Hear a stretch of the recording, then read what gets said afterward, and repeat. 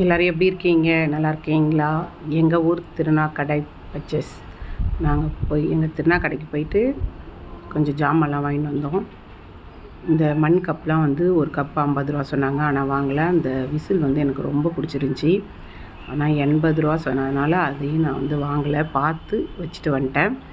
இன்றைக்கி தான் பார்த்தேன், இந்த நம்ம அப்போ வாங்குகிற மாதிரி நார்மல் உண்டி இருந்துச்சு. இதுவும் ஒரு 70 ரூபா கிட்ட சொன்னாங்க பிள்ளைங்க. அப்புறம் பார்த்துட்டு நாங்கள் திருநாக்கடையில் குண்டு சோடா வாங்கி குடிச்சிட்டு, பன்னீர் சோடா எவ்வளோ நாளாவது இதெல்லாம் பார்த்தேன்.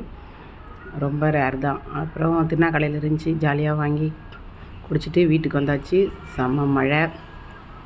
அதுக்கப்புறம் நாங்கள் பர்ச்சேஸ் பண்ண பொருளெல்லாம் பாருங்கள். இந்த குடமிளகா உண்டி தான் வாங்கினேன், 70 ரூபாய் இது. அப்புறம் யானை உண்டி பாப்பா வாங்குச்சு, இதுவும் 70 ரூபா தான்.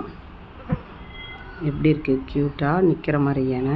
அதுக்கப்புறம் வாங்கு, செடியில் கொடியெலாம் பிக்கிற மாதிரி வாங்கு. அப்புறம் 4 பேருக்கு 4 கத்தி. இது தாங்க ரொம்ப நாளாக தேடி இருந்தோம், மீன் சுரண்டுறது. இதில் சுரண்டா மீனில் இருக்கிற அந்த இதெல்லாம் அழகாக வந்துடுது. நான் வீட்டில் யூஸ் பண்ணி பார்த்தேன். இது குட்டி கரண்டி, தோசைக்கு எண்ணெய் ஊற்றுறதுக்காக 10 ரூபா இந்த கரண்டி. ஆனால் அந்த மீன் சுரண்டுறது 50 ரூபா ஒன்று.